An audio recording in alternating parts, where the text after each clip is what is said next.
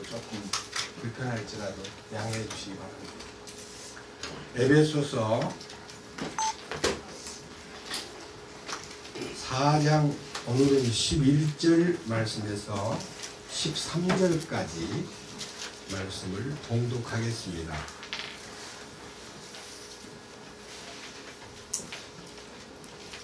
그분께서 더러는 사도로, 더러는 대언자로, 더러는 복음 전도자로, 더러는 목사 겸 교사로 주셨으니 이것은 성도들을 완전하게 하고 섬기는 일을 하게 하며 그리스도의 몸을 세우게 하려 하심이라.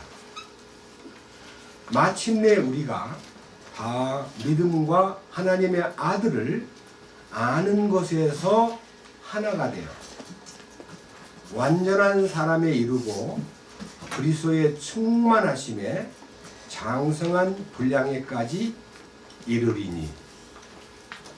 13절까지 말씀을 읽었습니다. 같이 기도드리겠습니다. 하나님의 경영을 찬양합니다. 우리 인간들은 우리 스스로가 아무리 노력하고 발버둥을 쳐도 하나님이 원하시는 완전함에 이를 수 없는 무력한 존재임을 시인합니다. 그런데 우리 주님께서 거룩하신 뜻을 펼쳐서 하나님의 완전하신 뜻을 발견할 수 있도록 길 열어주시고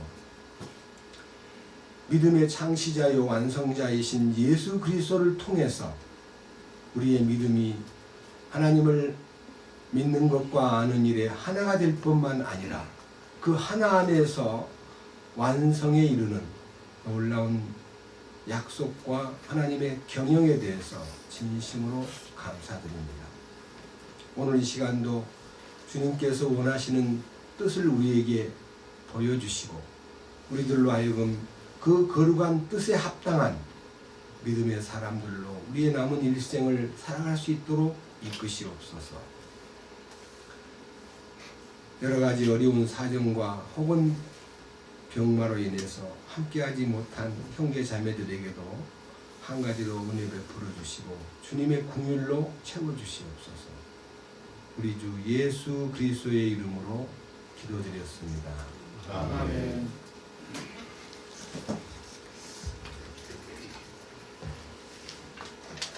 오늘 이 에베소서 4장 11절 이하의 말씀은 지난 주간에 그리스도의 선물의 분량에 대해서 말씀을 드렸고 그분이 승천하시면서 승리의 모든 축복을 우리 구원받은 성도들에게 다 허락하시고 그것을 선물로 주셨다는 것에 대해서 함께 생각해 보았습니다. 이 모든 것은 그분 안에 있는 충만을 우리에게 나타내려고 하십니다 하는 말씀을 4장 10절에서도 언급하셨습니다. 그런데 오늘 이것이 우리에게 공급되는 어떤 통로, 다시 말하면 하나님이 정하신 어떤 시스템이 있습니다. 하나님께서 바로 인간에게 이 공급해 주시는 것이 아니라 반드시 통로를 통해서 공급해 준다는 것입니다. 그래서 여기 보면 11절에 그분께서는 더러는 사도로, 더러는 대언자로, 더러는 복음 전도자로, 더러는 목사 겸 교사로 주셨으니.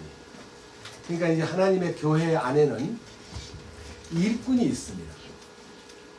그런데 오늘 여기에서 가장 중요하게 제가 여러분 앞에 제시를 하고 싶습니다. 일꾼 중에서 첫 번째는 사도라는 주님의 일꾼이 있습니다. 두 번째는 대언자라고 하는 일꾼이 있습니다. 세 번째는 복음을 전하는 복음 전도자. 그 다음에 네 번째는 목사가 있고 다섯 번째는 교사가 있습니다. 이렇게 해서 주님의 교회 가운데 이 하나의 체계입니다. 머리는 주님이시지만 이 몸 안에 모든 골격이 있고 아주 강한 몸 안에 있는 이 오장육부의 시스템이 있듯이 주님의 교회는 사도들에 의해서, 그 다음에 대언자들에 의해서, 여기 밑에 있는 이런 사람들은 사실은 많은 역할을 담당했던 주님의 작은 일꾼들이고, 큰 일꾼은 사도와 대언자들입니다. 근데요, 저는 오늘 특별히 사도들이 어떻게 역할을 했는가에 대한 것을 중점적으로 말씀을 좀 드리고 싶습니다. 이유는 예수님께서 직접 임명한 사도들이 12분이 계시는데, 그 예수님이 임명한 사도들에게 일을 맡기실 때는 주님의 권위가 그들에게 부여되고, 주님의 능력도 그들에게 부여되고, 주님의 계시가 그들에게 열렸기 때문에 그 사도들이 대언자를 겸하는 분이 상당히 많습니다. 사도들이 대언을 겸했다는 말은 사도들에 의해서 말씀이 기록되었다는 얘기입니다. 사도들이 아닌 분들이 따로 대언자로서 역할한 분들도 적지 않지만, 이 지금 신약 성경의 대부분이 사도들에 의해서 기록이 되었습니다. 그래서 성경에 이 에베소서의 세 가지 사도들과 대언자들의 큰 역할에 대해서 성경을 한번 지금 그대로 펼쳐보겠습니다. 에베소서 우선 2장입니다.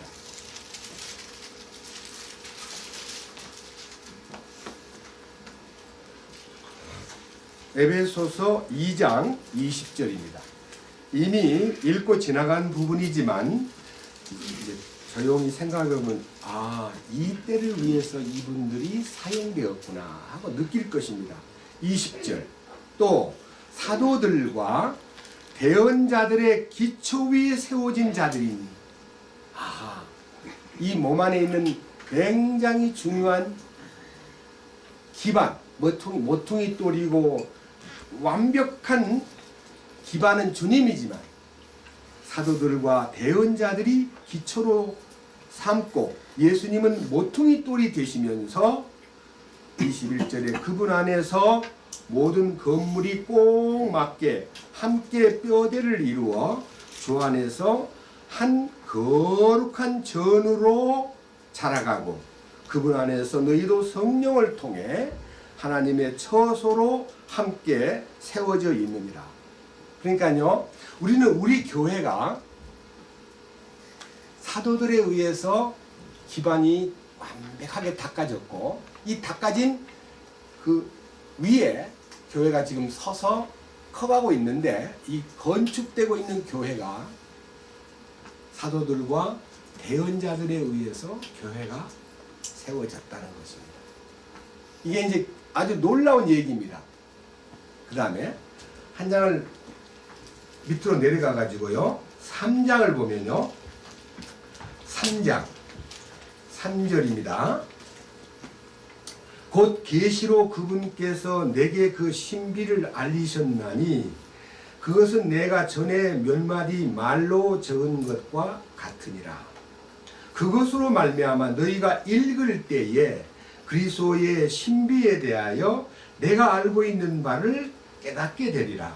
그분께서 이제 자신의 거룩한 사도들과 대언자들에게 성령을 통해 이 신비를 계시하신 것 같이 다른 시대들에서는 사람들의 아들들에게 그것을 알리지 아니하셨는데, 다시 말하면요, 그리스도의 신비는 사도들과 대언자들에 의해서 그들에게 계시가 돼가지고 그들이 그 주님의 그 신비를 글로 써가지고 우리들로 하여금 그 글을, 이 말씀을 읽을 때 그 신비가 보이도록 약속을 해주셨기 때문에 2000년이 지난 지금도 그리스도의 신비가 우리에게 발견되었고, 솔직히 여기 계신 여러분들이 수십 년 동안 예수를 믿었는데 죄사함 받은 신비에 대해서는 눈을 떴지만 하나님의 성품의 신비, 그 다음에 신성한 하나님의 그 놀라운 교회 가운데 나타내시는 영광스러운 신비,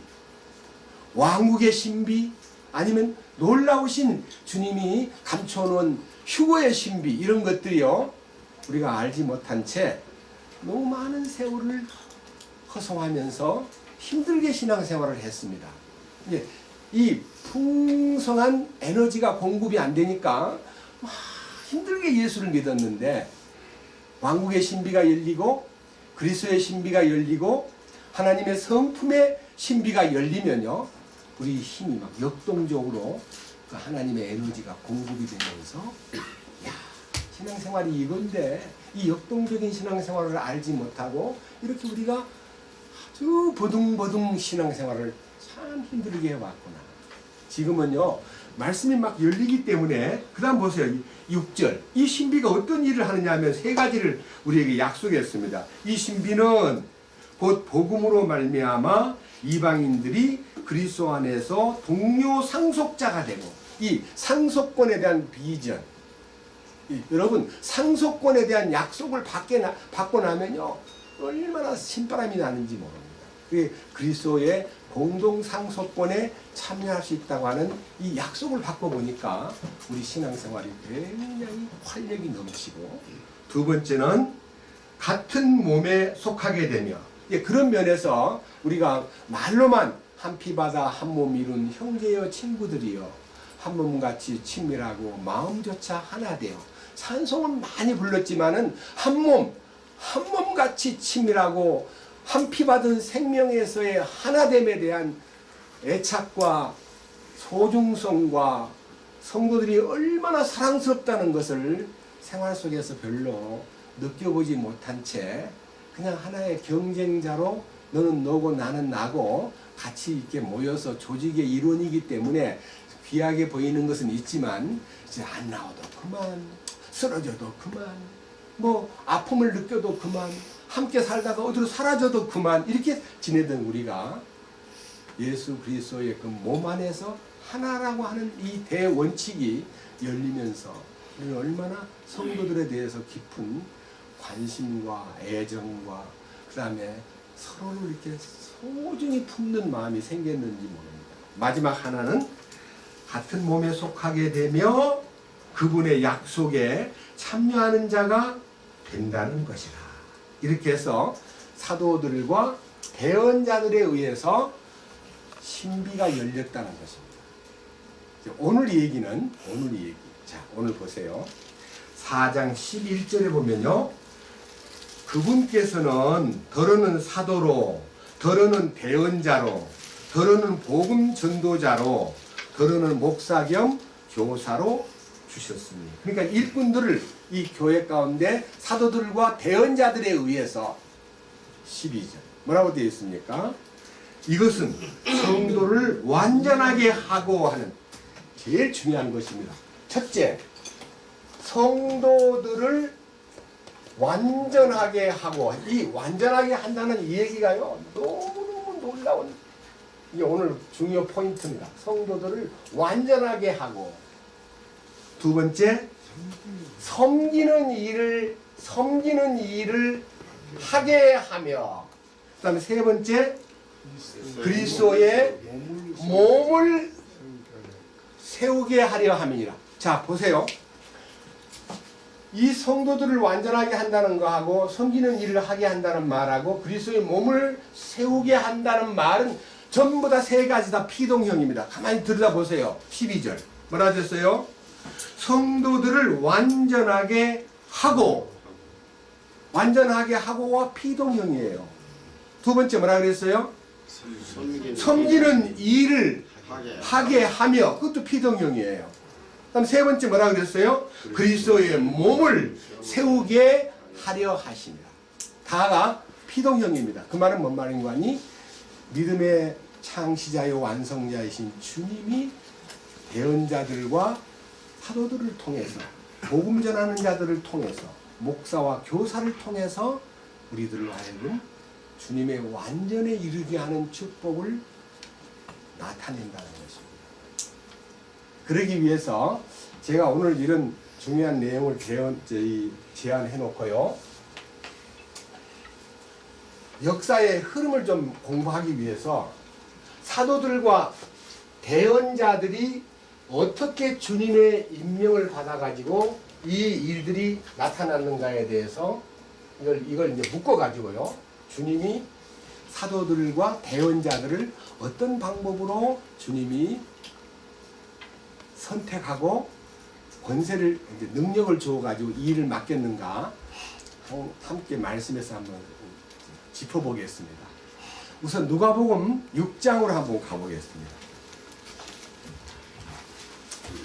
누가복음 6장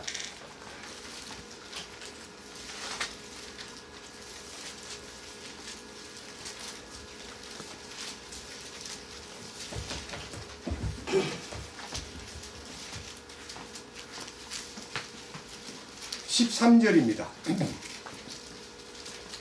날이 밝음에 그분께서 자기 제자들을 부르사 그들 중에 12를 택하시고 또한 그들에게 사도라는 이름을 주시니라. 이제 14절 15절 밑에는요 12명의 명단이 나오는데 사도라는 이름을 주셨는데 주님이 12를 택하신 얘기는요 우리가 생각할 때 그냥 주님이 야 너도 이리 와 너 이리 와 이렇게 해서 사람 12명을 그냥 이렇게 선택한 걸로 보이지만요 사도를 선택할 때 주님의 그 깊은 기도와 주님의 깊은 하나님과의 의논을 통해서 이루어진 거예요. 12절에 이렇게 기록되어 있죠. 누가복음 6장 12절 그 무렵에 그분께서 기도하러 산으로 들어가사 밤새도록 하나님께 기도하시네요. 사실은요 주님이 밤이 새도록 기도하셔가지고 하나님 앞에 응답을 받은 것이 사도들의 선택입니다. 아니 창조주 하나님이 기도하고 세상을 창조했습니까? 그냥 말씀하시면 창조가 이루어졌습니다. 그건 전능자요. 그는 조금도 주저함이 없이 모든 결정을 내릴 수 있는 분이지만요. 예수님이 인간의 몸을 입고 이 땅에 오셔가지고 당신의 사도들을 거룩한 일을 맡기고 사명을 맡기기 위해서 밤새도록 하나님과 의논한 후에 그 다음에 13절 날이 밝았을 때에 12를 불러들였고 선택하여 그들에게 사도라는 이름을 부여하셨다. 이 사도라는 것은 일종의요 그냥 그대로 말하면 부름 받은 자란 뜻이지만요 상당히 놀라운 역할을 맡겼기 때문에 이 사도권에 대해서 여러분들이 염두에 두고 사도라는 것이 무엇인가. 왜냐하면요 저는 2000년에 제가 이 십자가의 도를 깨달았을 때에 어떤 분들이 누구도 사도고 나도 사도가 되고 싶고 막 사도 되고 싶은 사람이 많은 거예요. 그리고 최근에도 어떤 분이 자기가 사도래요. 사도는 어떤 사람이 사도여야 되느냐 하는 거예요. 그 부분을 여러분 염두에 두고 누가 사도며 어떤 시대에 사도가 있었고 계속해서 사도가 나온다는 말이냐 이 성경에서 사도권에 대한 하나님의 계획을 알면요 신앙생활 하는데 굉장히 도움이 되고 거짓 사도 아닌 사람에 대해서 마음을 조금도 흔들림이 없도록 견고하게 세우기 위해서 오늘은 사도권에 대한 얘기를 좀 더 심도 있게 다루고 싶습니다. 조금 넘기셔가지고 누가복음 9장을 보겠습니다. 사도들에게 주님이 어떻게 놀라운 축복을 나타내셨는가. 9장 1절입니다. 그때 그분께서 자기의 12 제자들을 함께 부르사 그들에게 모든 마귀를 제압하며 질병을 고치는 권능과 권위를 주시고 하나님의 왕국을 선포하며 병든 자들을 고치게 하려고 그들을 보내시며 여기에는요 사도들에게 단순하게 뽑아가지고 선택하여 사도라고 이름만 주신 게 아니라 여기에는 마귀를 제압하는 권능과 질병을 고치는 권능과 그 다음에 사도에 대한 권위를 주시고 하나님의 왕국을 선포하라고 하는 사명을 부여하시고 그리고 다니면서 하나님의 왕국에 들어오려면 모든 병든 자가 치료를 받아야 된다. 여러분 제사함 받는 것과 병을 치료받는다는 것에 대해서 제가 여러 번 얘기했습니다. 마태복음 4장에서 우리가 주님의 부르심을 받았을 때에 죄사함 받은 것은 너무 놀라운 축복이지만요, 우리가 갖고 있는 미친 증세라든지 마귀에게 끌려다니는 운명이라든지 우리의 나약함이라든지 우리의 성격이 아주 모질고 아주 고집스럽고 교만하고 까다롭고 아주 인색한 이 인격이 치료받지 않으면 왕국의 백성이 될 수가 없습니다. 그래서 사도들에게 그러한 병들을 치료해주는 능력을 주시면서 그 다음에 6절에 보면요, 그들을 떠나서 고을들을 두루 다니며 복음을 선포하고 곳곳에서 병을 고치더라. 여러분들이 꼭 육신의 병만 병 고치는 게 아니라 우리의 이 혼의 병, 아주 끈질기게 우리 자신들을 자꾸만 미끄러지게 만들고 자꾸만 허덕이게 만들고 후회하게 만들고 답답하게 만들고 그러면서 신앙생활을 자꾸만 이렇게 뒤로 이렇게 물러가게 만드는 이 혼의 병들을 주님이 제자들을 통해서 깨끗하게 낫게 해주는 역사를 여기에 권능과 권위를 주시면서 하나님의 왕국을 선포하라고 사명을 부여했습니다. 그 다음에요, 이 부분에 대해서 여러분들은 좀 더 깊이 좀 이렇게 익숙하게 이해하시기를 바랍니다. 마태복음 28장을 잠깐 또 보겠습니다. 앞으로 가가지고 마태복음 28장.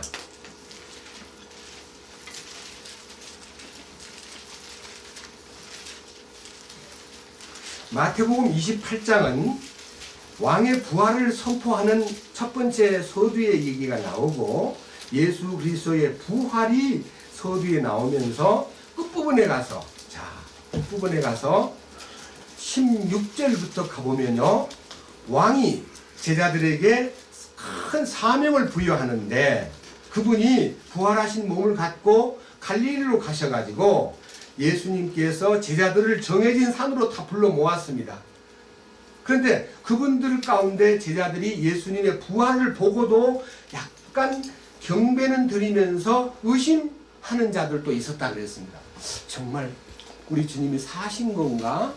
유령이 아닌가? 어떻게 살아났다는 건가? 하고 의심을 하고 있었지만은 주님은 강하게 18절에서 이렇게 말씀하셨습니다. 하늘과 땅에 있는 모든 권능이 내게 주어졌느니라.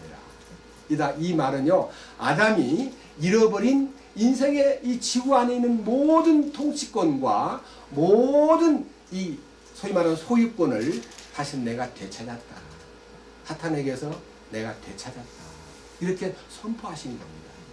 근데 왜 이 되찾은 지구의 모든 통치권과 모든 이 지구의 소유권을 여전히 지금도 2000년 동안 사탄의 무리들이 차지하고 있는데도 불구하고 주님은 그냥 보고만 계시는가? 이것이 비밀입니다. 우리들이 지금 살고 있는 요 중간 2000년 이 과정 은혜의 시대에 사탄이 마지막 발악하고 있는 이 소유권을 넘기지 않고 계속해서 버티고 있는 이 시대에 우리는 예수 그리스도의 왕권과 통치권과 그분의 소유권에 대해서 눈을 뜨고 그분의 모든 것이 그분의 소유권으로 다 넘어갔구나. 그거를 알고 사는 19절 20절에 속한 사람들입니다. 그러므로 너희는 가서 모든 민족들을 가르치고 아버지와 아들과 성령의 이름으로 그들에게 침례를 주며, 여기 침례라는 것은 신비입니다. 신비. 그냥 단순하게 침례를 주는 것은 형식적인 세례를 주는 것이 아니라 예수 그리스도의 죽으심에 동참시키는 역사를 통해서 그분과 연합이 되면, 그 죽음에 연합된 사람이 그 부활 생명을 얻게 되면, 그 다음에 이 10절에 무엇이든지 내가 너희에게 명령한 모든 것을 그들에게 가르쳐 지키게 하라. 주님의 명령을 가르쳐 지키게 하는 시대입니다. 이거는 훈련의 기간이라는 것입니다.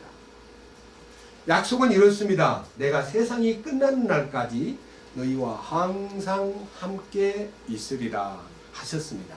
이것은요, 대사명이면서도 모든 민족들에게 예수 그리스도께서 이 아담 안에서 사탄에게 빼앗긴 지구의 통치권과 소유권을 되찾은 것에 대한 확실한 얘기를 들려주는 것이 우리가 믿음을 가진 자의 사명이요, 우리에게 나타내시려는 제자들과 대언자들을 통해서 우리에게 보여주신 하나님이 주신 지상명령입니다. 그런 면에서 우리가 지금 좀 더 구체적으로 주님께서 사도들에게 맡긴, 그리고 대언자들에게 맡긴 이 거룩한 사명을 우리가 이해한다면 신앙생활에 굉장히 큰 보탬이 될 것입니다. 사도행전 1장으로 가보겠습니다. 사도행전 1장입니다. 사도행전 1장 자세하게 한번 들여다보세요. 2절, 그분께서 친히 택하신 사도들에게 성령님을 통해 명령을 주신 뒤에 들려 올라가신 날까지의 일을 기록한 것이라. 그분께서 순환을 받으신 뒤에 또한 자신이 살아계심을 절대 확실한 많은 증거들로 그들에게 보여주시고 40일 동안 그들에게 보이시며 하나님의 왕국에 관한 것을 말씀하시고, 이 말은요, 주님의 부활하심을 확증적으로 알려주기 위해서 40일 동안 부활하신 몸으로 제자들과 같이 여러 차례 만남이 이루어지고 난 다음에 사실 주님께서 이 일을 통해서 이 사도들에 의해서 주님이 어떻게 당신의 왕국을 건설하고 당신의 이 통치권을 세상에 구체적으로 알릴 것인가에 대해서 사명을 맡기셨는데, 밑에 보면요, 이렇게 말씀하셨습니다. 4절에 또 그들과 함께 모이사 그들이 예루살렘을 떠나지 말고 아버지의 약속하신 것을 기다리라고 그들에게 명령하셨느니라. 이게 이제 굉장히 중요한 얘기입니다. 이 아버지께서 약속하신 것을 기다리라는 것은요, 이 예수님이 이런 일들을 수행하기 전 1400년이 넘었지만요, 이 당신이 갖고 있는 하나님의 계획의 이 프로그램 속에 7개의 하나님의 명절이 있었습니다. 레위기 23장에 보면 그 명절이, 첫 번째는 유월절, 두 번째는 무교절, 세 번째는 초곡절, 네 번째는 오순절, 다섯 번째는 나팔절, 여섯 번째는 속죄절, 일곱 번째는 초막절, 이렇게 절기가 있는데 이 모든 절기, 이 명절은 다 그리스도의 실제를 나타내는 절기입니다. 이게 그리스도의 죽으심, 이게 유월절입니다. 그가 피를 흘렸기 때문에 인류가 해방된 겁니다. 그 다음에 그분이 누룩 없는 빵이라는 말은 그분은 전혀 죄가 없는 분이십니다. 그럼에도 불구하고 죄를 뒤집어 쓰고 지옥의 밑바닥까지 내려가셨던 그가 다시 부활하심으로써 죄에 대한 완전한 청산과, 그 다음에 초곡절이라는 것은 첫 열매, 곧 부활의 그리스도께서 인류의 죄를 해결할 뿐만 아니라 하나님의 의가 인간에게 선물로 주어짐으로써 이 부활절이 초곡절입니다. 지금 우리가요, 사순절 그래가지고 예수님 십자가 지기 전 주간부터 시작해가지고 고통받으시면서 쭉 흘러왔던 오늘이 지금 예수님 부활절을 오늘 이제 말하고 있는데요. 우리는 초점이요, 부활하신 주님께서 약속하신 40일 동안 부활을 보였다가 열흘 만에 성령이 오셨는데, 이걸 일컬어서 50일째라는 뜻이에요. 50일째. 오순이라는 말은 50이라는 뜻이에요. 오순. 그러니까 50일째 약속하신 성령이 오셔가지고 이 성령으로 인하여 자 여기 5절 보겠습니다. 참으로 요한은 물로 침례를 주었으되 너희는 이제부터 남은 날이 지나지 아니하여 많은 날이 지나지 아니하여 성령님으로 침례를 받으리라. 8절 오직 성령님께서 너희에게 임하시면 너희가 권능을 받고 예루살렘과 온 유대와 사마리아에서 그리고 땅 맨 끝지역까지 이르러 나를 위한 증인이 되리라. 여기서 말하고 있는 이 증인이라는 말은 그리스도의 부활의 증인입니다. 그리스도의 부활의 증인. 그러니까 단순하게 여러분 예수님이 부활했거든요. 여러분 예수님이 부활했단 말입니다. 이렇게 입으로 외치는 부활의 증인이 아니라 넘겨보십시오. 뒤로. 어떤 부활의 증인이냐 그러면요. 4장 33절에 보면요.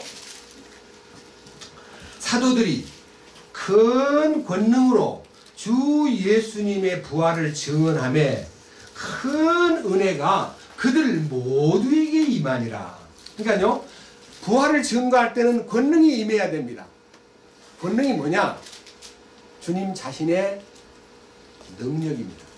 주님 자신이 우리 안에 와야 권능이 나타나고 그 권능이 사람들에게 부활을 증거하는 입술이 열려야 큰 은혜가 나타나고 그 나타난 은혜가 무엇을 의미하느냐면요.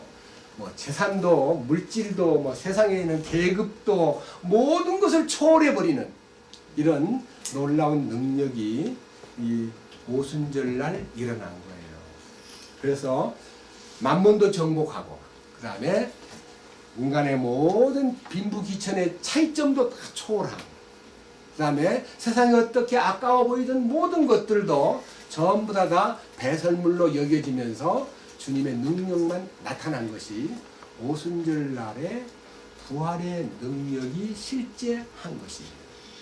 오늘 여기 계신 여러분들도요. 이 사도들과 대언자들에 의해서 기록한 말씀을 통해서 우리들도 똑같이 오순절 성령을 경험하고 지금 우리에게 나머지 이제 이 세 절기는요. 주님이 나팔절에 우리를 데리러 교회가 완성될 때에 데리러 오신다는 약속하고 그 다음에 이스라엘 민족의 구원의 어떤 민족적 구원의 기간하고 그 다음에 천년 왕국이 우리를 기다리고 있다는 것에 대한 희망이 그리스도인의 산 소망입니다. 이게 역시 주님이 다 주인공입니다. 유월절 주인 예수님이고 무교절 주인 예수님이고 초실절 주인도 예수님이고 오순절 주인도 예수님이고 나팔절의 휴거의 주인도 예수님이고 이스라엘 민족을 용서하는 하나님의 그 속죄의 기간에도 역시 주님이 나타나셔야 되고 그 다음에 이 속죄받는 것은 예수님이 지상 재림할 때 민족적인 회개가 일어납니다. 그것이 스가랴서 14장에 나타났죠.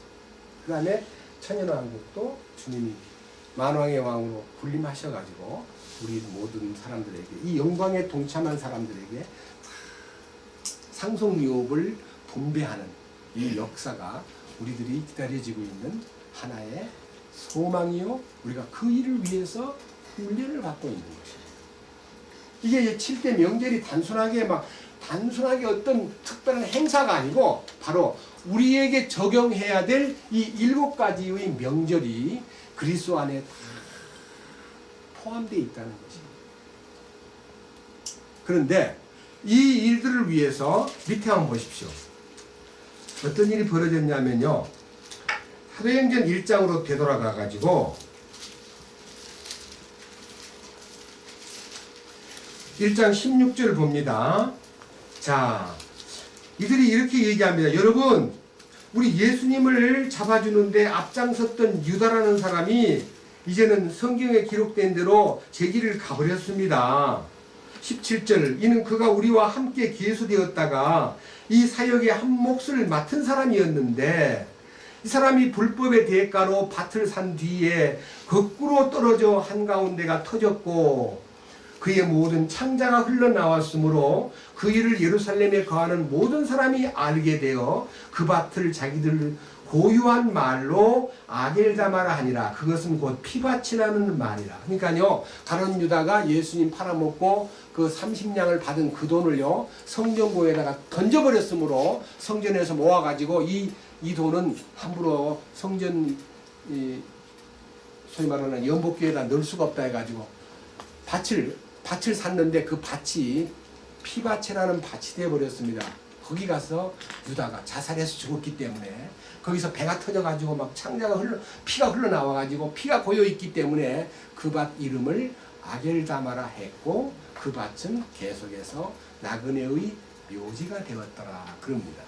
그런데 이 사건을 놓고요 21절 자 20절 시편책에 기록된 대로 그의 처소를 황폐하게 하시고 아무도 그 안에 거하지 못하게 하소서 하였고 또 그의 감독직을 타인이 취하게 하소서 하였나니. 그러니까요 예수님 오시기 전 벌써 1000년 전에 이 가룟 유다가 직분을 빼앗김으로써 그 직분을 타인에게 물려준다고 하는 예언이 나와 있는데 그 직분을 주님 성령님이 오시기 전에 우리에게 이 유다를 대행할 사람을 하나 채워주세요 하고 결제를 주님에게 요구합니다. 결제를 요구하는데 한번 들어보세요. 21절 그러므로 주 예수님께서 요한의 침례로부터 시작하여 우리를 떠나 들려 올라가신 바로 그날까지 우리 가운데 드나드시던 때 모든 때에 우리와 함께 다니던 이 사람들 중에서 반드시 하나를 임명하여 우리와 함께 그분의 부활을 증언할 증인이 되게 하여야 하리라. 그러니까요 주님이 이제 요한의 침례를 받고 그 다음에 십자가에 지시고 사흘 만에 부활하셔가지고 당신의 사심을 나타내신 그 현장에 함께 있던 사람들 중에 한 사람을 뽑아가지고 사도직을 맡기게 해주시기 원합니다 하고 골라보니까 두 사람이 나왔어요. 보세요 밑에 23절 그들이 둘을 지명하니 바사바라고도 하고 별명은 유수도라고 하는 요셉과 마띠아더라. 그러니까 요셉과 마띠아가 이 가룟 유다를 대신할 사도권을 인계받을 사람이라고 딱 세워놓고 그들이 투표를 한 게 아니라 주님이 정해 주십시오. 그래서 성경에는요 사람이 제비를 뽑으나 결정은 하나님께 있다는 말씀을 믿고 이 두 사람을 놓고 주님 앞에 제비를 뽑게 했습니다. 주님이 제비 뽑는 것은 결정권이 있다는 거예요. 예? 여러분 여러 성경에 보면요 성경에 여러 군데 보면 제비 뽑을 때마다 하나님이 지정한 사람이 탁 요나가 뽑히고 그 다음에 여러분 혹시 기억합니까? 여리고성에 몰래 저희 만지지 말라고 한 재산을 만진 누구지요? 여리고성에 재물을 몰래 갖다가 아간 같은 사람도 한참 있다가 그 지파별로 딱 뽑는데 유다 지파 나와 가족별로 나와 너도 나와 아간이 가서 싹 뽑으니까 당첨이 되잖아요. 그러니까 하나님은 뽑아내는 거예요. 하나님이 다 아니까. 그 다음에 다 뽑았는데 잠자고 있던 요나만 배 밑에서 있었는데 마지막 깨워가지고 올라와 마지막 이거 뽑으요. 뽑아보니까 요나가 딱 당첨되는 거예요. 그러니까 하나님은 다 결정을 내리시기 때문에 사람이 제비를 뽑으나 일은 주께서 결정한다는 말대로 24절 그들이 기도하며 이르되 모든 사람의 마음을 아시는 주여 주께서 이 두 사람 중에 누구를 택하셨는지 보여주사 그가 이 사역과 사도직을 맡게 하옵소서 하고 기도한 후에 유다는 자기의 처소로 가려고 번복함으로 그 직분에서 떨어져 나갔습니다 하고 제비를 뽑으니 마띠아가 뽑혔습니다. 그래서 그가 11사도들과 함께 계수되었다. 그래서 마띠아가 제자가 되었습니다. 사실 오늘 시간이 없기 때문에 여러분들에게 부탁드립니다. 12제자가 어떻게 인생을 마쳤는가에 대해서 인터넷에 들어가서요 12제자의 최후 그렇게 보면요 전부 다 침례자 요한 하나 빼놓고는 전부 다 십자가에 사형을 당하거나 칼로 찔려 죽거나 창에 찔려 죽거나 불에 태워 죽이거나 다 순교를 당했습니다. 마띠아도 마찬가지입니다. 뒤에 한번 보십시오. 뒤에 보시면요, 이 놀라운 대열에 2장 14절을 보면요, 어떻게 나와 있습니까? 그러나 베드로가 어떻게 됐어요?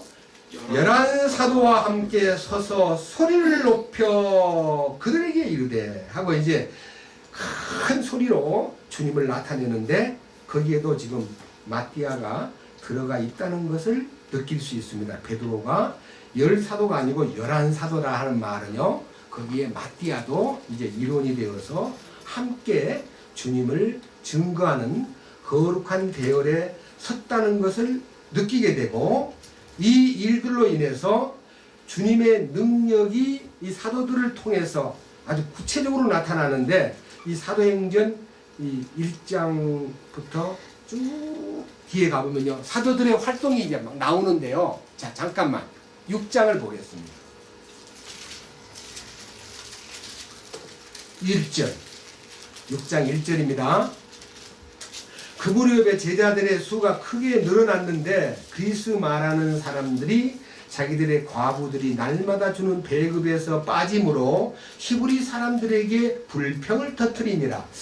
그래서 우리나라는 이 무상급식에 대해서 경상남도 도지사가 그냥 못 주겠다, 나는 부자는 돈 내고 먹어라, 이렇게 하다 보니까 이제 무조건 보편적 무상급식은 안 하고 돈 있는 사람은 돈 내고 먹고 돈 없는 사람만 내자 해서 조사를 해보니까 상당히 많은 사람이 돈이 있는데도 그냥 무상으로 얻어먹으니까 가난한 사람들을 위해서 너희는 돈을 내고 먹으라 하니까요, 그 일로 인해서 막 시끌시끌해요. 근데 여기도 똑같은 사람들이 막 모여들어가지고 한꺼번에 막 5,000명, 8,000명 도움받고 막 많은 제사장의 무리들도 구원을 받아요. 얼마나 많은, 밑에 한번 보세요. 7절. 하나님의 말씀이 자라나서 예루살렘에서 제자들의 수가 크게 늘어나고, 그 다음에 누구까지 구원받아요?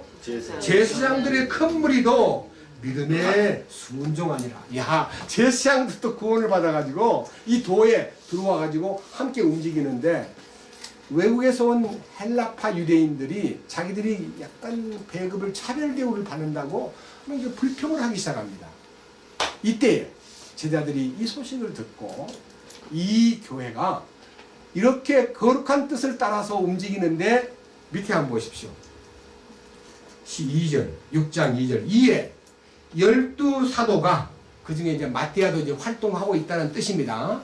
12사도가 제자들에게 무리를 자기들에게 불러 이르되, 제자들의 무리를 자기들에게 불러 이르되, 우리가 하나님의 말씀을 버려두고 상을 섬기는 것이 합당치 아니. 상을 섬긴다는 말은요, 이 먹는 문제 가지고 배급 주는 문제 가지고 이 제자들이 이 신경을 쓰게 만들어서 되겠느냐, 이거 아니다. 이거는요, 여러분들이 알아서 하고 우리는 이 돈 주고받고 하는 문제는 우리가 하지 않겠다. 그래서 3절에 너희 가운데 정지가 나는 평판이 있고 성령님과 지혜가 충만한 사람 7명을 찾아내라. 우리가 이 일을 그들에게 맡기고 우리는 오직 뭐라 했어요? 계속해서 기도와 말씀 사역에 전념하라. 여러분, 땅도 팔고 집도 팔고 막 돈이 엄청 들어왔기 때문에 사실은 재정이 풍부했습니다. 근데 이 초대교회의 재정관리를 사도들이 하지 않고 제자들에게 이렇게 맡김으로써 그 사도들은 말씀에 전념하고 기도에 전념했다는 것이 너무 놀라운 흔적입니다. 제가 이 말씀을 힘주어 얘기하는 것은요, 이 주의 사도들이 성령으로 인해서 만몬이 정복되고 성령님에 의해서 유무식과 빈부의 차이와 많은 민족적 차이를 초월해 가지고 몸된 교회가 시작되는데, 거기에 재정권이나 행정권이나 인사권이나 이런 것을 사도들이 쥐지 않고 오직 기도와 말씀에만 전념했던 그것 때문에 교회는 튼튼하게 세워져 가고 있었어요. 제가 오늘 말씀드리고 싶은 것은 주님의 일꾼들은 대사도들도 물질을 초월했는데 그 밑에 복음 전하는 자나 목사나 교사가 돈에 너무 눈을 쏠리게 하면 그 교회는 사탄에게 밥이 되버립니다. 그래서 너무나 아름답게 주님의 교회를 끌어왔기 때문에 이들의 흔적이 눈에 보이면서 밑에 보십시오. 밑에 이제는 5장을 보겠습니다.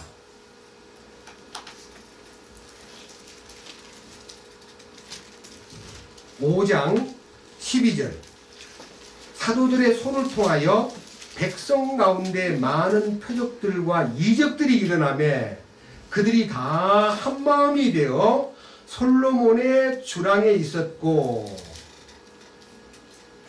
14절 믿는 사람들이 주께 더 많이 더해지니 곧 남자와 여자의 큰 무리더라.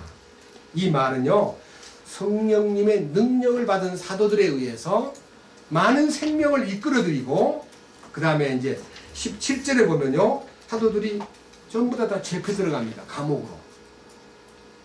자 그런데요 얼마나 놀라운 일이 일어나냐면요 감옥에다 집어넣어 버렸는데 이 사건이요 한번 들어보십시오.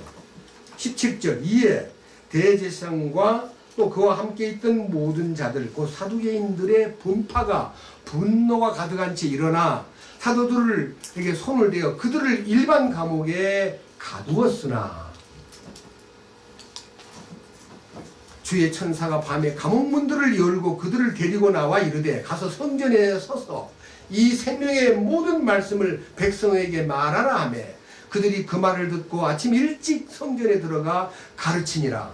그러나 제사장들과 또 그와 함께 있던 자들이 와서 공회와 이스라엘 자손의 모든 원로들을 함께 부르고 사람을 감옥에 보내어 그들을 데려오게 하니라.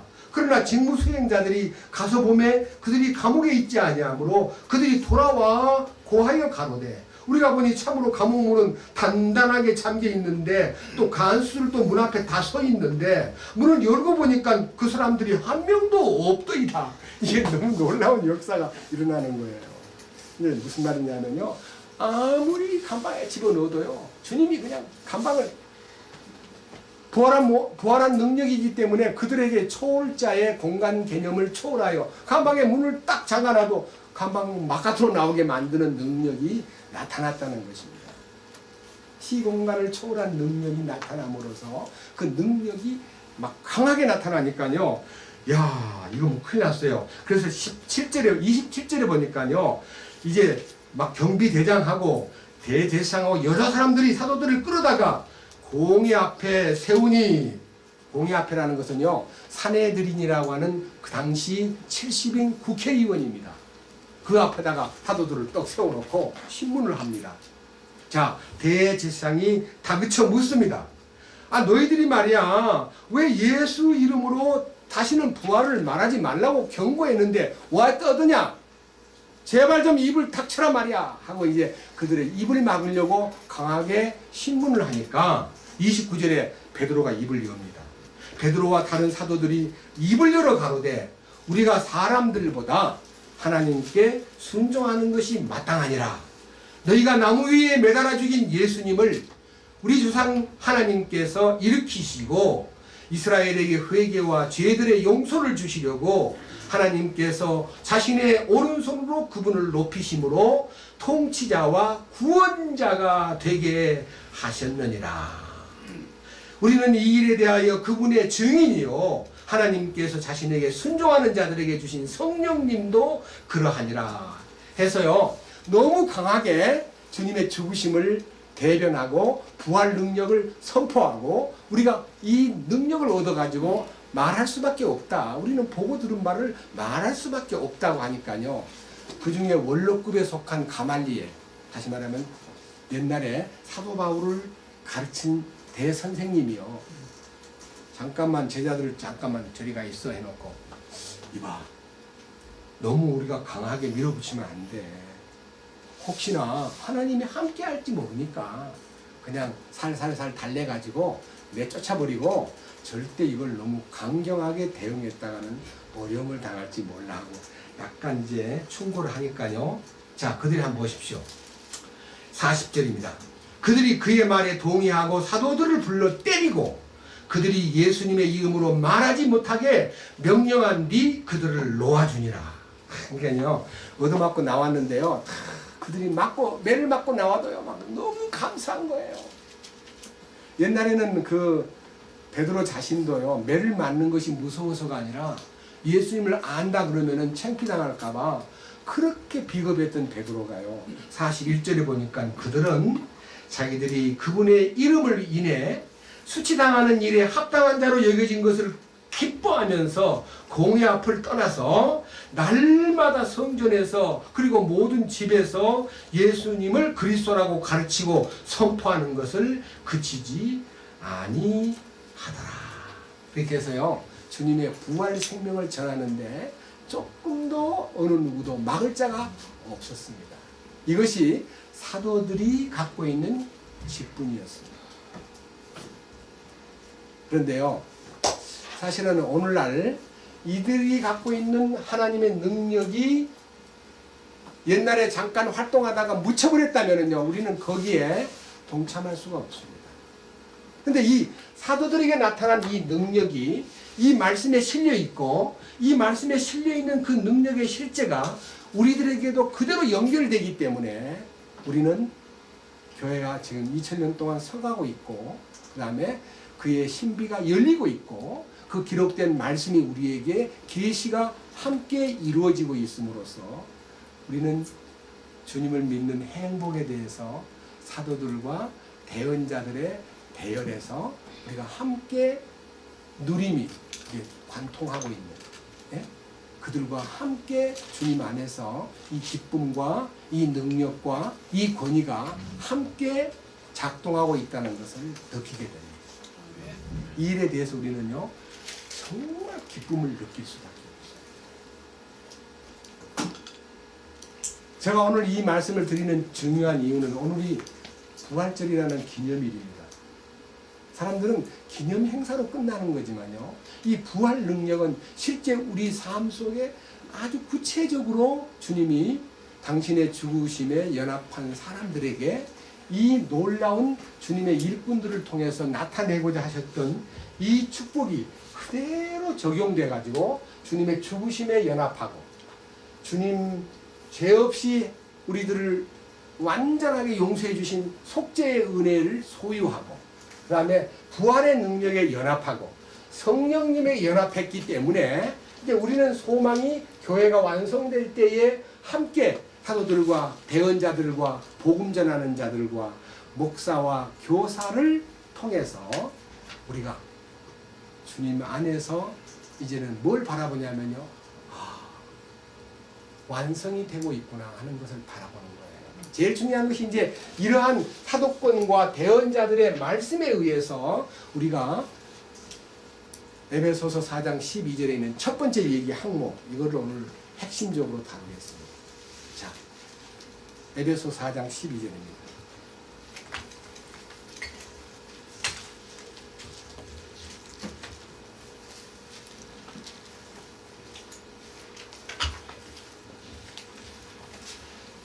찾았습니까? 4장 12절. 이것은 다시 말하면 사도들과 대언자들과 복음 전하는 자들과 목사와 교사들을 통해서 성도들을 완전하게 하고, 이 세 가지 섬기는 일과 그 다음에 나머지 그리스도의 몸을 세우는 일에 대해서 상당히 내용이 깊기 때문에 오늘은 성도들에게 완전하게 하시는 능력, 그 다음에 13절에 이렇게 되어 있죠. 마침내 우리가 다 믿음과 하나님의 아들을 아는 것에서 하나가 되어 완전한 사람에 이르고, 여기에 완전함에 이르고 하는 이 완전에 대해서 성경에서 계획한 하나님의 계획을 우선 함께 우리가 상고함으로써 이 축복이 우리에게 어떻게 나타나고 있는가를 보겠습니다. 자, 여러분, 이 완전이라고 하는 단어, 완전함 혹은 완전하다는 단어 혹은 완성자라는 뜻, 완전케 하시는 자, 이 단어를요 제가 일부러 헬라어에서 한 서너 시간 동안 연구를 했는데 들어만 보십시오. 첫째, 이 완전함이라는 단어는 명사입니다. 형용사입니다. 완전하다는 말은 동사입니다. 완성자라는 것은 결국은 요게 이제 완성자는 예수 그리스도의 히브리서 12장 2절에 있는 믿음의 창시자와 완성자이신 예수를 옛날 개역에서는 온전케 하시는 자라 그랬습니다. 이 말도 맞는 말입니다. 완성자가 온전케 하시는 자입니다. 근데 이 단어를요, 이제 형용사로서는요, 테레이오스라고 되어 있어요. 텔레이오스라는 말이 퍼펙트라는 단어인데, 이 단어는 완전한, 성숙한, 온전한, 장성한 그런 단어입니다.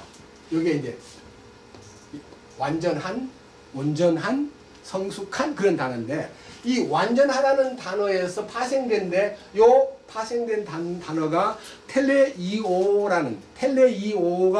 완전하다는 뜻이고요. 요 마지막 완성자라는 이 단어는요, 텔레이오테스라는 말은요, 영어로는 finisher라고도 하고, 그 다음에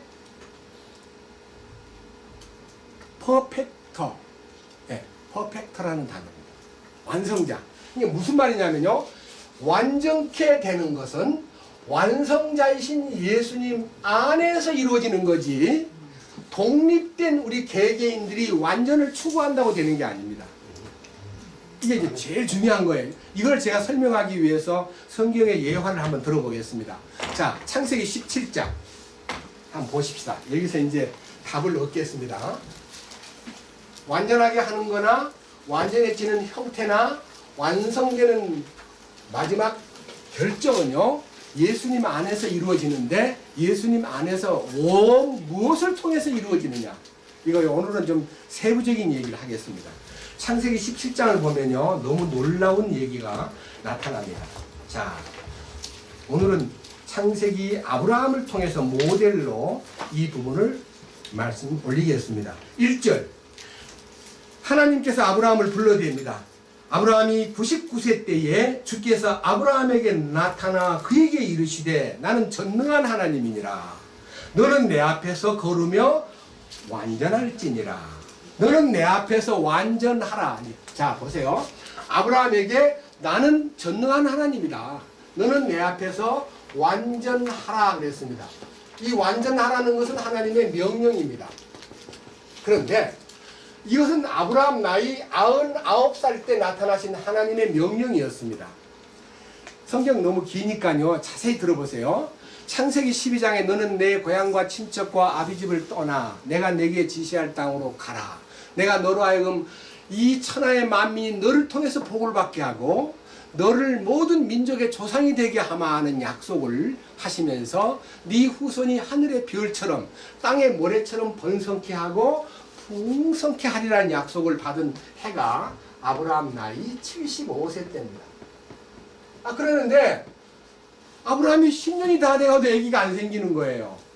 그래서 아브라함 나이 85세 때 어떤 일이 벌어지느냐, 한번 성경 보십시오.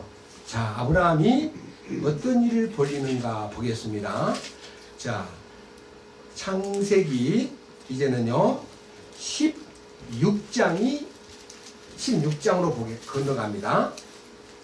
창세기 16장은요 제목이 하갈과 이스마엘이라고 되어 있고, 3절에 보면요, 아브라함의 아내 사레가 자기 하녀 이트 사람 하갈을 데려다가 자기 남편 아브라함에게 주어 그의 아내가 되게 할 때에 아브라함은 가나안 땅에 거한 지 10년이 지난 뒤였더라.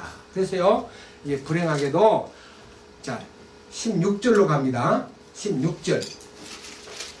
창세기 16장 16절 뭐라고 되어 있습니까? 하갈이 아브라함에게 이스마엘을 낳았을 때는 아브라함 나이가 보세요.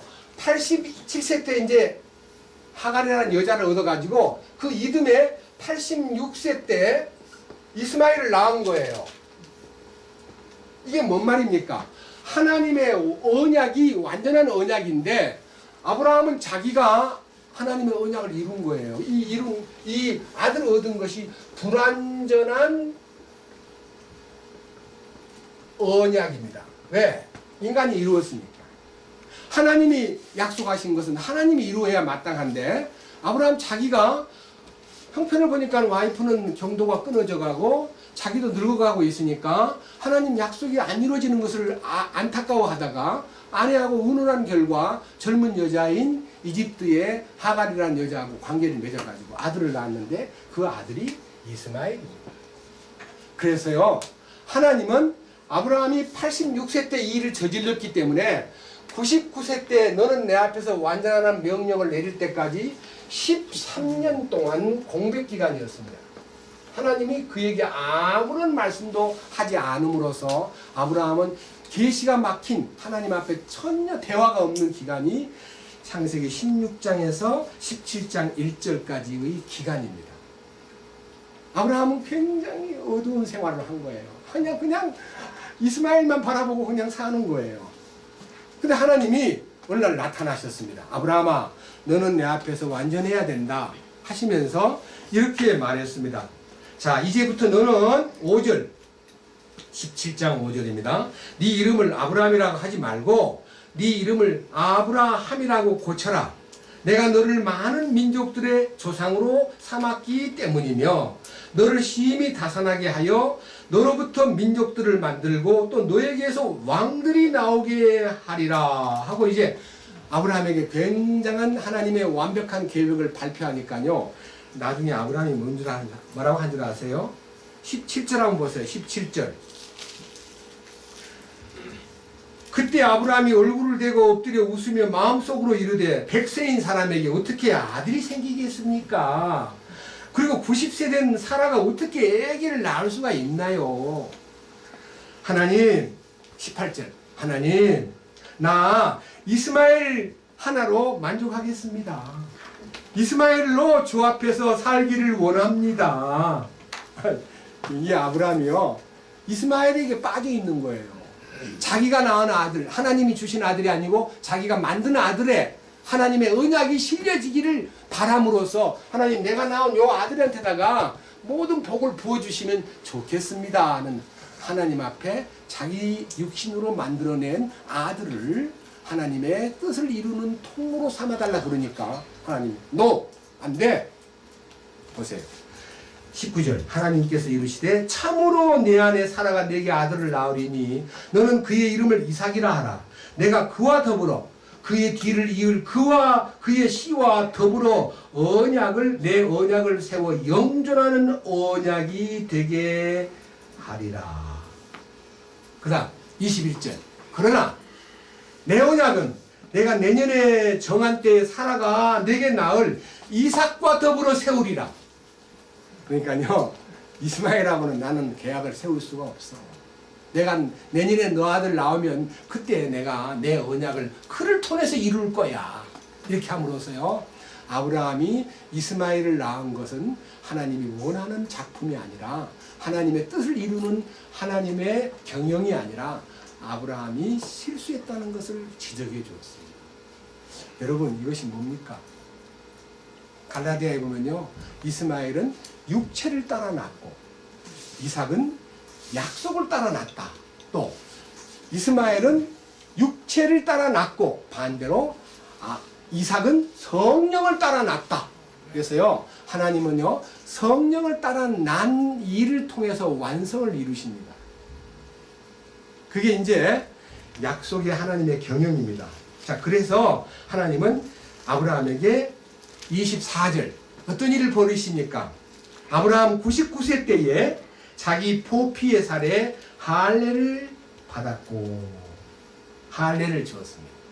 여러분 이 할례의 의미가요 단순한 몸에다가 하나님의 은혜의 약속을 표로 받는 것이 중요한 흔적이 아니라 아브라함에게 마음의 할례를 나타내시기 위한 하나님의 경영을 그림자로 보여지면서 하나님이 아브라함을 지켜보았습니다. 자, 보세요. 자, 이 불완전한 언약을 아브라함이 이제 100살 때에 이삭을 낳습니다. 그러고 나서는 이제 이 100살 때 낳은 아들이 이제 무럭무럭 커가지고 이제 쉽게 말하면 이제 젖을 뗄 때란 말은 한 4, 5세 때 젖을 뗍니다. 그러니까 이제 이 이스마엘은 이 이삭보다 13살 위에요. 여기 13살 위라고 되어 있잖아요. 보세요. 예? 25절, 17장 25절. 그의 아들 이스마엘은 13세 때에 자기 포피의 살에 할례를 받았더라. 이 할례 받은 이스마엘하고 나이 차이가 13살인데, 이 이삭이 100살 때 낳은 아들이, 이거 86세 때 낳았으니까 이제 14살 됐잖아요. 그죠? 그래서 이 4세, 5세 되면 이제 이 야가 이제는 18, 19살 됐을 때요. 요 나이가 상당히 큰 청년이 돼갈 얘가 이 이삭을 건드려서 막 조롱하고 막 무시하고 막 예를 들면 막 이렇게 깔보는 행동을 하니까요. 사라가 견딜 수가 없는 거예요. 여보, 저쪽 보시오. 아니 이스마엘이 저렇게 애를 갖다가 조롱하고 저렇게 못되게 구는 거, 저 내보내세요. 내쫓아버리세요. 하니까 아브라함이 심히 근심해요. 왜냐하면 이스마엘이 그래도 큰 아들이고 무럭무럭 커가는 것이 매우 든든했는데 아직도 아브라함 마음에 여운이 남아있는 거예요. 이 근심하고 있을 때 하나님이 네 아내 말이 맞으니까 근심하지 말고 그 아들과 그의 마누라를 내보내라. 쫓아내라. 야, 하나님요 대단하세요. 그래서 쫓아내요. 근데 이 아들이요, 쫓겨나가지고 고통을 받고 있을 때에, 어느덧 이 이삭이요, 33살이 되었어요. 이게 창세기 22장이에요. 33살 되었어요. 왜 33살이냐? 저도 깜짝 놀랐습니다. 예수님이 몇 살 때 십자가 지셨습니까? 33살. 예수님의 그림이에요. 자, 창세기 22장. 창세기 22장입니다.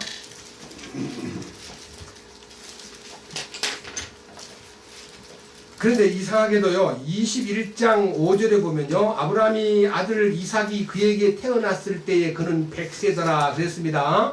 그러고 나서는 요 짤막한 기간 동안에 전혀 뭐 어떻게 됐다, 뭐 얼마만큼 그 이삭이 컸다, 뭐 성장 과정은 어떠했다, 그런 건 전혀 없고요. 갑자기 22장에 가서 아브라함아, 네 아들 이삭을 내가 정한 모리아산에 번제의 헌물로 바쳐라. 이렇게 명령이 떨어진 거예요.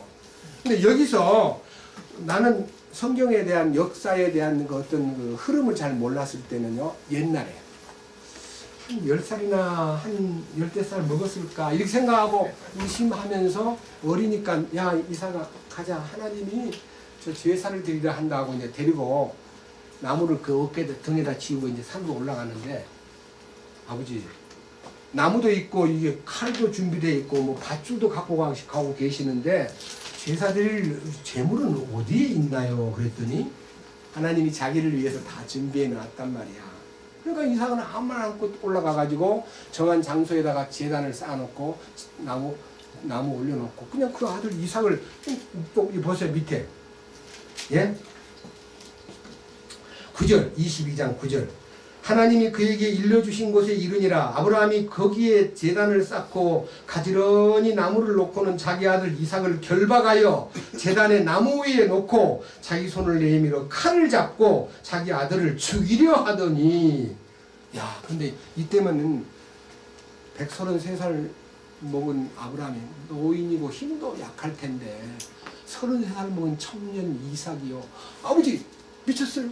왜 이러세요 아버지? 아버지, 아니 양을 바쳐야지 나를 하고 얼마든지 도망갈 수 있는데요, 이삭이 하나도 저항을 하지 않고요 그냥 묶여가지고 제단에 그 큰 덩치가 올라간 거예요. 여러분 제가 어디에서 이 이삭이 33살인가를 연대표에 한번 여러분 뒤에 한번 보십시오. 미안합니다. 이 뒤에 연대표가 다 있습니다. 역사가들이 쓴 연대표, 성경 연대기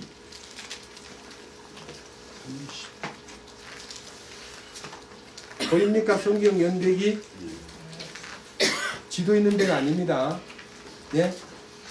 최진철 형제님 지도 있는 데가 아니고 지도 앞에입니다. 29페이지. 페이지로는요 29페이지. 29페이지입니다.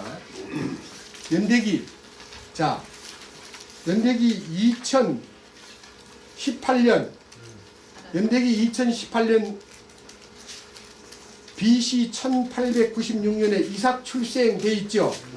그 다음에 2041년 1863년 아브라함이 모리아 산에서 이삭을 바친 그러니까 한번 빼보세요. 1863 빼기 1910년 아니 1896년 33살. 33살 맞죠? 맞죠? 자 여기 이삭이 33살 때 모리아산에 들여진 거예요. 예? 이거는요 예수님의 십자가를 지시는 것에 대한 그림자입니다. 자 그래가지고 아브라함이 그 아들을 죽이려고 하는 동안에 하나님이 아브라함 알았어 이제 근데 아들 손대지 말고 저 뒤에 봐라 숲풀 사이에 걸려있는 순양 한 마리가 그 숲속에 또 걸려있다 그러는데 여러분 순양이 저 진도에서 막 산에 가서 막 나무를 갈라먹고 사람이 잡으려 해도 얼마나 빠른지요. 도망 잘 가요. 근데 어떻게 그 순양이 숲풀에 걸려가지고 못 나와? 하나님이 잡아놓으시니까 못 나오지요. 순양의 본능으로는 얼마든지 도망갈 수 있어요. 딱 잡아가지고 창세기 22장 보십시다. 뭐라고 되어 있는 거 아니요? 자 22장 12절 그가 이르되 내 손을 그 아이에게 대지 말라. 너는 아무 일도 그에게 하지 말라. 네가 내 아들을 내 유일한 아들을 내게 아끼지 아니하였으므로 네가 하나님을 두려워하는 줄 내가 이제 알았노라 하니라. 아브라함이 눈을 들어 살펴보니 보라 뿔이 덤불에 걸린 순양 한 마리가 자기 뒤에 있으므로 아브라함이 가서 순양을 가져다가 자기 아들을 대신하여 번제 헌물로 드렸더라. 아브라함이 그곳의 이름을 여호와 이레라 하였으므로 이날까지 사람들이 이르기를 주의 산에서 그것을 보리라 하느니라. 그 다음에 이제 하나님께서 이 16절에 말씀하셨습니다. 주가 말하노라 내가 나를 두고 맹세하였노라 곧 네가 이 일을 행하여 내 아들을 내 유일한 아들을 아끼지 아니하였으므로 내가 네게 복을 주고 복을 주며 또 내 씨를 하늘의 별들같이 바닷가에 모래같이 번성하게 하고 번성하게 하리니 내 씨가 자기 원수들의 문을 소유하리라. 또 내 씨 안에서 땅의 모든 민족들이 복을 받으리니 이는 내가 내 음성에 순종하였기 때문이니라. 여기서 말하고 있는요 아브라함이 이삭을 바친 장면에서 하나님이 너는 내 앞에서 완전하라는 명령이 이루어집니다. 이거요 신비한 얘기입니다.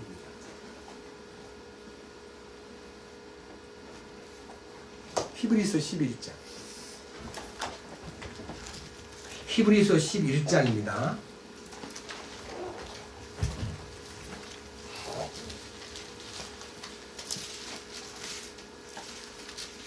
17절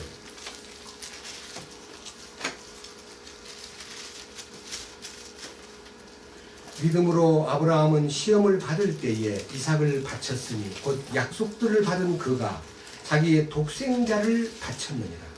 이 아들에 관하여는 그분께서 전에 이르시되 이삭 안에서 네 씨가 부름을 받으리라 하셨느니라.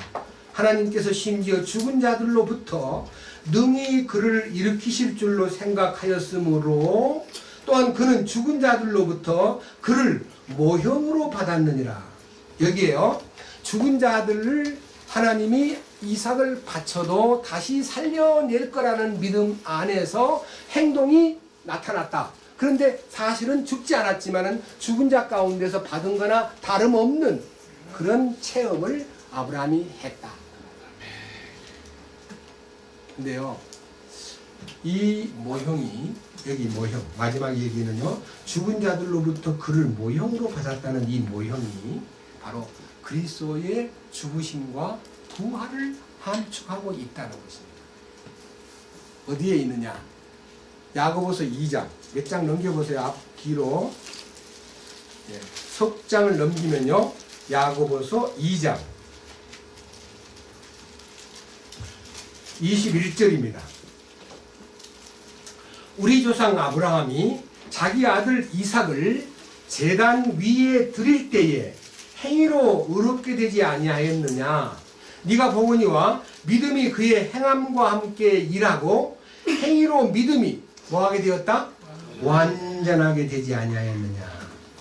행위로 믿음이 완전하게 되었다는 말은 그 아브라함의 행동은 하나님이 나타내신 거고, 아브라함에게 주신 그 대속의 순양은 하나님이 어린 양을 상징하는 것이고, 아브라함은 그 아들을 죽은 자 가운데서 도로 받았다는 이 놀라운 믿음은 바로 행위로 믿음이 완전하게 되지 아니하였느냐 하는 이 행위가 아브라함 안에서 역사한 주님이셨다는 것입니다.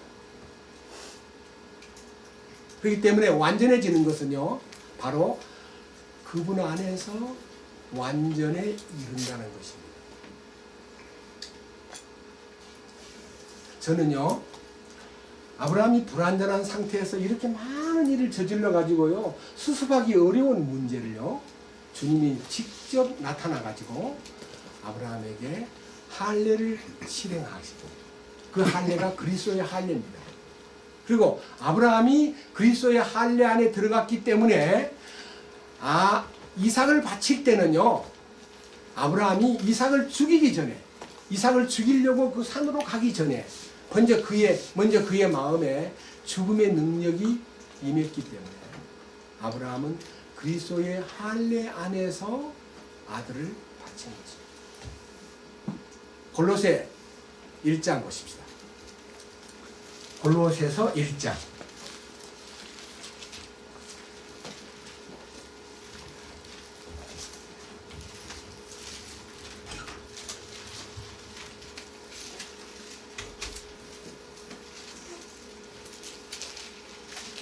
27절과 28절입니다.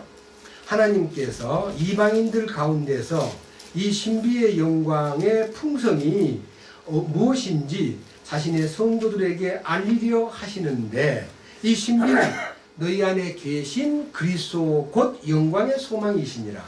우리가 그분을 선포하며 각 사람에게 경고하고 모든 지혜로 각 사람을 가르침은 우리가 각 사람을 그리스도 예수님 안에서 완전한 자로 드리고자 합니다.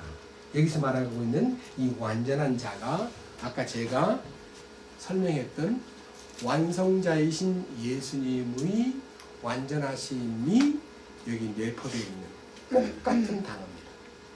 완전한 자가 된다는 것은요, 예수님 안에서 성취된다, 그런 뜻입니다. 그러니까요, 아브라함이 그 아들 이삭을 바친 이 일은 하나님의 완성을 설명하는 건데, 그 하나님의 완성이 아브라함이 자발적으로 잘해서 그 일을 완성한 게 아니라 하나님이 전부 다 준비된 계획을 그 아브라함에게 이루심으로써 아브라함은 아들을 죽여가지고 살려낸 능력을 맛보는 게 아니라요, 하나님의 경영이 예수님을 통해서 나타날 것을 보여준 후에 아브라함은 거저 아들을 죽이지도 않고 이삭을 도로 받음으로써 아브라함이 믿음의 조상이 되고, 그 일로 인해서 나타난 모든 축복이 우리로 하여금 예수 그리스도의 십자가의 연합함, 예수 그리스도의 부활의 연합함으로써 우리의 신앙생활이 예수님 안에서 완성된다는 것을 보여주신 겁니다. 다시 몇 장을 넘겨서 히브리서를 보겠습니다. 이제는요, 히브리서 6장을 봅니다. 히브리서 5장에서 6장으로 넘어갑니다. 5장 12절입니다. 시간으로 보건대 너희가 마땅히 가르치는 자가 되었어야 할 터이나 하나님의 말씀들의 첫째 기초 원리들에 원리들을 남에게 다시 가르침을 받아야 할 필요가 너에게 있나니 너희가 단단한 음식이 아니라 젖을 필요로 하는 자가 되었도다. 젖을 사용하는 자마다 가난하이므로 의의 말씀에 능숙하지 못하니라. 그러나 단단한 음식은 장성한 자들에게 속하나니 그들은 그것을 사용하여 자기 감각들을 단련시킴으로 선악을 분별하느니라. 여기에요. 젖을 먹는 자는 어린아이요 단단한 식물은 바로 장성한 사람의 것인데 이 장성한 사람의 특징은 의의 말씀을 경험한다. 의의 말씀에 능숙하다 그랬습니다. 젖을 먹는다는 말은 어린아이를 말하고요. 의의 말씀에 능숙하다는 말은 성장했다, 완전에 이르렀다는 뜻입니다. 의의 말씀은 부활의 능력을 설명하는 말씀입니다. 여러분, 노아를 보고 의의 선포자라 그랬어요. 의의 선포자. 노아가 방주를 타고 식구들을 다 구원시킨 것은 부활의 능력을 설명하는 거예요. 그것이 바로 노아가 완전한 자가 되었다는 뜻에 대한 기록이 창세기 6장에 노아는 완전한 자라는 말씀이 표현되어 있습니다. 노아가 완전해서 완전한 거 아닙니다. 여러분, 노아 나중에 보니까 뭐 술 먹고 뭐 이렇게 부르고 있고 이런 것도 있는데 그게 무슨 완전한 인간입니까? 아닙니다. 주님이 그에게 완전을 주신 겁니다.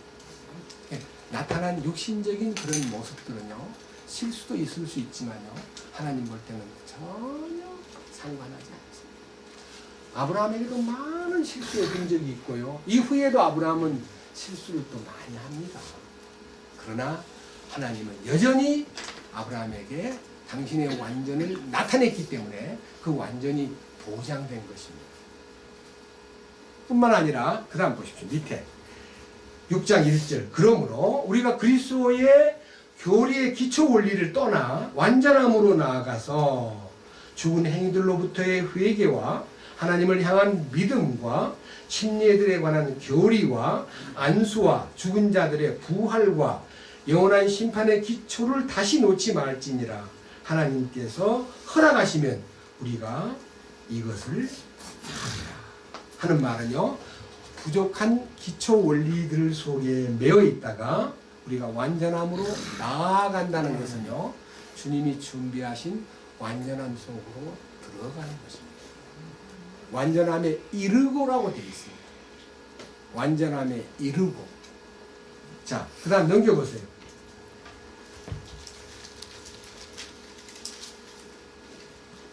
히브리서 이제는 9장입니다.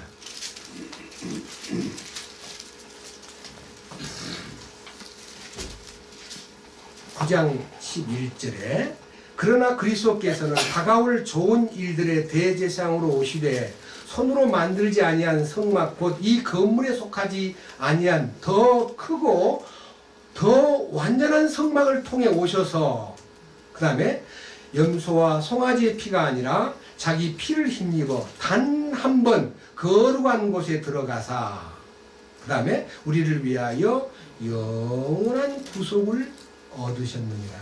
여기에 완전한 성막이라는 것은요, 하늘의 성막이면서 지성소를 얘기합니다. 그러니까 우리를요, 지성소 안으로 불러들임으로써 하나님의 완전 안에 들어갈 수 있게 길을 주신 거예요. 그게 바로 약속된 말씀이 밑에 한번 넘겨보세요. 히브리서 10장 19절입니다. 그러므로 형제들아 우리가 예수님의 피를 힘입어 새롭고 살아있는 길로 지성소에 들어갈 담대함을 얻었는데 이 길은 그분께서 우리를 위하여 휘장 곧 자기 육체를 통해 거룩히 구분하신 것이니라. 이 말은요, 이 말씀 자체만으로는 완전함에 이르렀다는 말이 없기 때문에 무슨 말일까 싶지만요, 14절에 보면요, 그분께서 거룩히 구별된 자들을 단 한 번 헌물을 드림으로 영원토록 어떻게 했습니까? 완전하게 하셨습니다. 그래서 그분이요, 다 이루신 그 완전함 속에 첫째는 죽음을 통해서 속죄를 완벽하게 이루셨습니다. 부활을 통해 거듭난 생명, 하나님의 성품에 참여할 축복을 완전히 이루셨습니다. 그 다음에 승천을 통해 성령께서 우리에게 인치심 받고 충만하게 이끄셨습니다. 그래서 우리를 당신이 정하신 지성소에 초대함으로써 부활의 능력과 감추인 만나와 그 다음에 그 안에 들어있는 사랑의 충만하심을 우리에게 나타내시려고 주의 일꾼들을 보내가지고 이것을 전하라는 거예요. 사도와 대언자들과 복음 전하는 자들, 목사와 교사는요, 헌금 걷어들이는 데 노력하고 교회당 세우는 데 노력하고 숫자 늘리는 데 노력하는 게 아니라 주님의 완전함을 알게 해주는, 그래서 그들로 하여금 하나님의 정하신 완전함에 이르게 하고, 완전함에 이르게 하고, 두 번째 섬기는 일을 하게 하고, 세 번째 그리스도의 몸을 세우게 하려 함이라 하는 이 약속이 우리 신앙생활의 모토입니다. 이 일에 대해서 주님께 진정으로 감사하면서 마지막 한 절을 보고 마치겠습니다. 에베소서 4장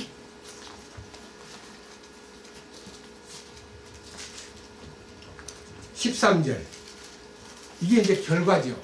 뭐라고 되어 있습니까? 마침내 우리가 다 믿음과 하나님의 아들을 아는 것에서 하나가 되어, 그럼 뭐라 했습니까? 완전한 사람에 이른다는 말은요, 그 완전한 사람이 된다는 건데, 그 됨은 주님 안에서 완전함이 나타나고 말입니다. 그리스도의 충만하심에 장성한 분량에까지 이르리니, 여기서요 믿음 안에서 하나가 되어, 그 다음에 완전한 사람에 이르고라는 말은 다다르고 도달하고, 그리스도의 충만하심에 장성한 분량에까지 이르리니, 이것도 똑같이 주님이 주시는 그 축복에 우리가 도달하는 것입니다. 그 다음에 이제 우리에게 나타나고 있는 이 14절에 이제 다음 주간에 말씀드리겠지만요, 사람들의 속임수에 빠지거나 간교한 술수에 밀려다니거나 이상한 교리를 쫓아서 이리저리 흔들려 밀려다니지 않는 사람이 되기 위해서 바로 이 진리가 우리를 완전하게 보장했고, 그리고 이제 우리는 주신 성령에 의해서 섬기는 자가 되고 주님의 몸이 건축되는 일에 우리의 남은 생애를 다 쏟아야 될 의무와 책임을 부여하셨다. 이 말씀이 오늘 주어진 축복의 말씀입니다. 주님을 찬양합니다. 주님 감사합니다. 오늘은 세상에서 주님의 부활을 기념하는 부활절 절기입니다. 이제 우리는 부활 능력으로 인해서 사도들과 대언자들을 통해서 기록한 그리스도의 신비가 열리고, 부활 능력이 주님 자신만 그리고 제자들만 누린 것이 아니라 2000년이 지난 오늘 이 시간까지도 부활 생명의 그 약동하는 능력이 우리에게도 나타나고, 우리도 함께 그 부활 능력에 역동적인 힘을 얻게 되고 그리스도의 완전함에 이르게 되고, 그 놀라우신 섬기는 일에 대해서 눈을 뜨게 되고 주의 몸된 교회가 세워져가는 일에 대해서 우리가 관심을 다 쏟고 살도록 이끄시는 손길에 대하여 감사드립니다. 우리가 한결같이 이 거룩한 진리 안에서 순종하도록 이끄시옵소서. 아브라함을 완전에 이르게 하신 주님, 우리들도 주님의 놀라우신 능력으로 부활하신 주님과 더불어 완전함에 이르도록 이끌어주신 주님을 찬양합니다. 영광을 받으시옵소서. 우리 주 예수 그리스도의 이름으로 기도드렸습니다. 아멘.